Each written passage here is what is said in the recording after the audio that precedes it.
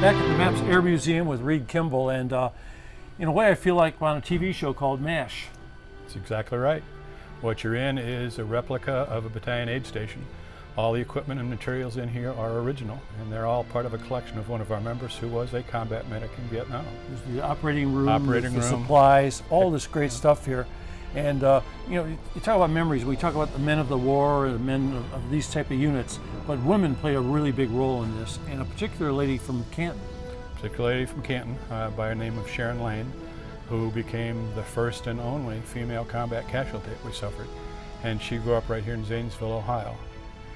Talk about a great collection too. You got the panel from the Vietnam War Memorial. And her name just happened to be on that panel that was donated to us. Isn't that something? It is. There are quite a few coincidences here. Let's talk more about it. Plenty to talk about the men, but how about the women? Sometimes we forget about that. Well, we have displays in our gallery going back to World War II. We talk about the Rosies, and we have a display with 3 Rosies that worked on Corsairs at Goodyear right here in Akron, Ohio during the war. How about a red-headed Marilyn Monroe? A red-headed Marilyn Monroe worked on airplanes, yeah. And the fact that they weren't just welders and riveters, they ran basically everything. And we have another display for one of our founders who was a WASP, Women's Air Force Service pilot, who flew the planes during World War II. We have a display next to our library that honors not only the WASP, but the women that are flying fighter planes today and the women that are serving, even as general officers in the services today. It's easy to see how you can say this collection grows, because not only do you collect things from the past, but we're collecting things that are going to happen tomorrow and the day after that. So it's an amazing thing that, not often mentioned, but certainly the backbone of the military. Yes, they were always there. Hey, I was walking through here, and there's a lot of guys out there now. You got a big event going on here, and everybody's exchanging stories. So what's that like to be a part of this? What's your title? The Director of Education.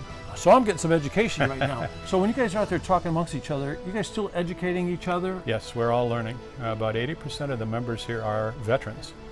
And one of the things you find from veterans is they typically don't talk to non-veterans about what they did in war. But you get a bunch of veterans together, the stories are all there. And we're here to remember those stories and pass them to the next generation, because we're all getting older. I hear that story a lot, like, I never knew my dad did that, or my uncle, my grandfather, they never talked about that. And then after they pass, they hear all these stories. Very true. And it's something I guess, why do you think that is? They don't want to share. Is it a painful thing? It's a painful thing. We're old enough, the new generation isn't, but we have memories that are in the back of our mind. And if we get the right smell, the right taste, the right piece of music, it comes back just like it was yesterday. Mm-hmm.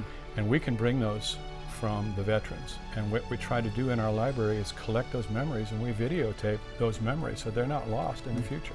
Hey, and talk about sharing this. When are you open? When can people come? What's the best time to come? Tuesday through Saturday from 9 to 4:30 and Sunday from 11:30 to 4. Yeah, it's right behind the Canton Airport. Right next to Canton Airport. We're right on the border of, what's the other town right Stark and Summit County, North Canton and Greene. Yeah, so it's easy to find. And when you come out here, like for me, I imagine a lot of people, you see all these beautiful old aircraft, like pieces of art.